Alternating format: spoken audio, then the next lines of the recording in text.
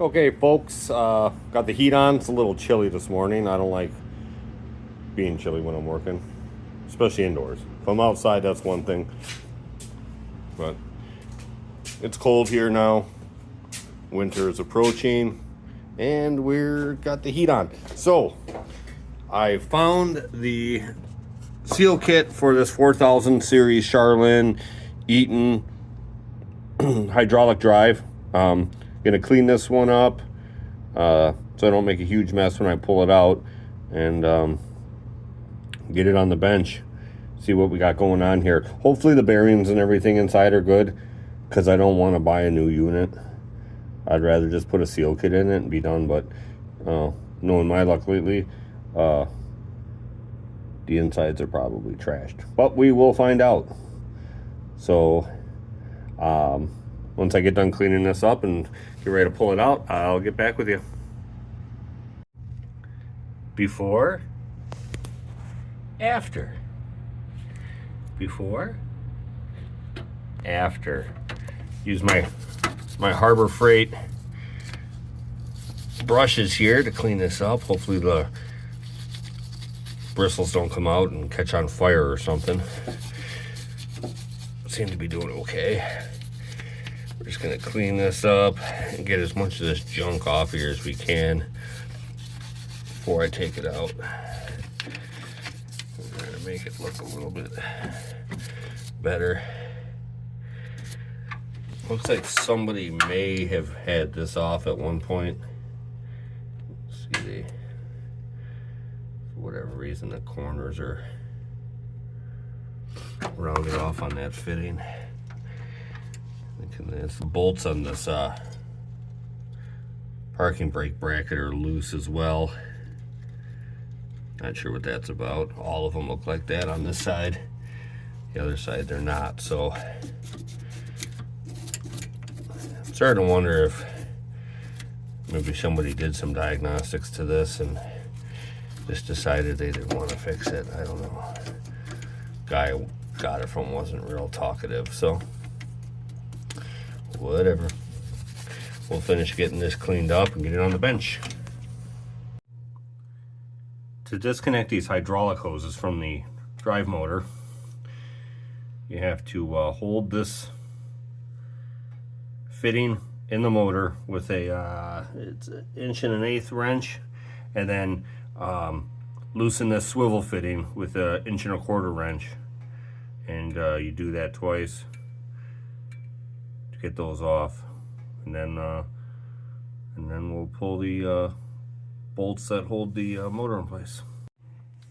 All right, I got the lines disconnected. It was pretty straightforward.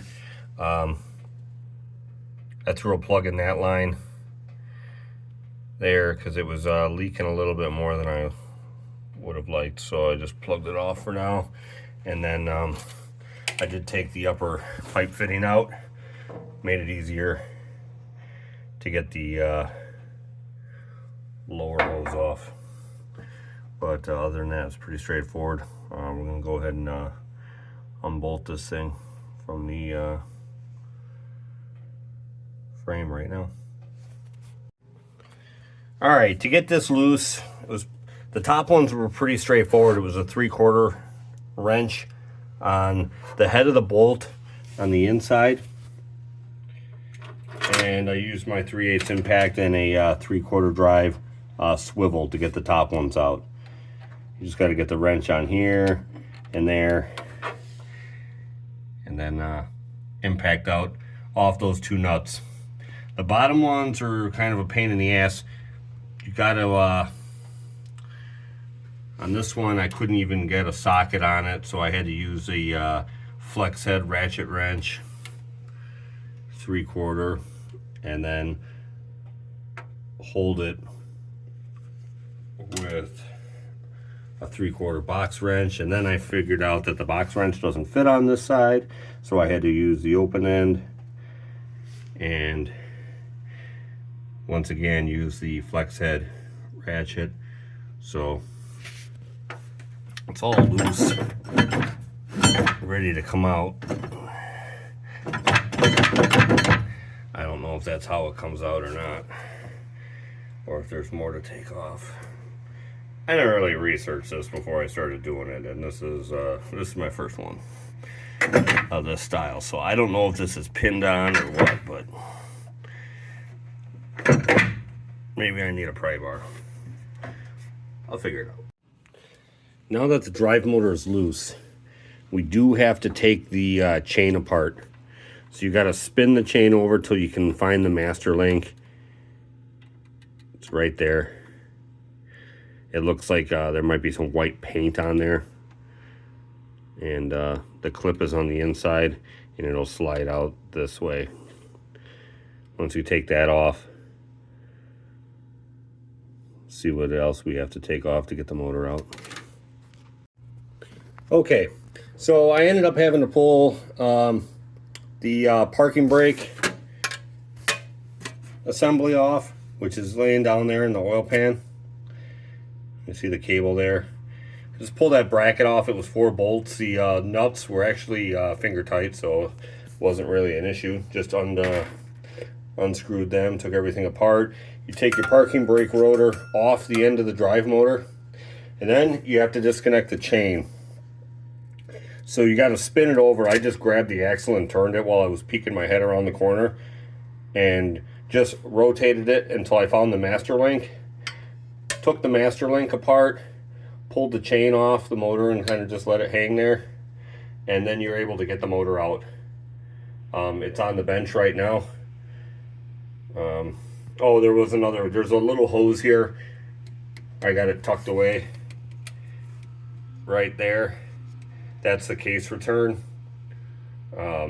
It's just a rubber hose with a hose clamp, and then I think it just goes right to the back to the hydraulic tank, but you have to plug it off or it'll drain the tank. So that's plugged off, and the hydraulic motor is on the bench. I did tear it apart. 4 big long bolts, and you get most of it apart. And then I found the problem. Not that. Not that. Oh, look at that. Oh, that's not supposed to be like that. Sheared key. Found that after I took all this apart, which is fine because I'm going to reseal this motor anyways. I got O-rings coming for it. So while it's apart, it's pretty simple. We're going to throw O-rings in it, seal it back up, clean it back up, get a key. There's your chain sprocket. This is the cog that the parking brake rotor goes over. This is where your drivetrain is. So there's one big ass nut here that goes on the end of this. It's pretty easy to get off. A couple taps with the hammer, this slid off, and then that's when I seen that the key is sheared. So that's why you can see down in there. There's the rest of that key. That's why the thing was freewheeling. That's why I could freewheel it by hand. I could turn the wheels when it was up in the air. When I was dragging it across the drive, the one side was skidding and the other side was freewheeling, because this is just spinning on the shaft. Just spinning around, not doing nothing. And that's why I thought that there was a broken piece in here. I did not think that was the issue, because, well, mainly I don't ever get that lucky. So we actually caught a break on this one. I got a seal kit coming. I'm gonna get some key stock, make a key for that, and then we'll be putting it all back together. Everything else looks fine. The gear rotor looks fine. There's no chunks of metal in here. The fluid's pretty clean. Not a bad deal. So we'll get everything cleaned up. We'll get our seal kit. We'll put it all back together.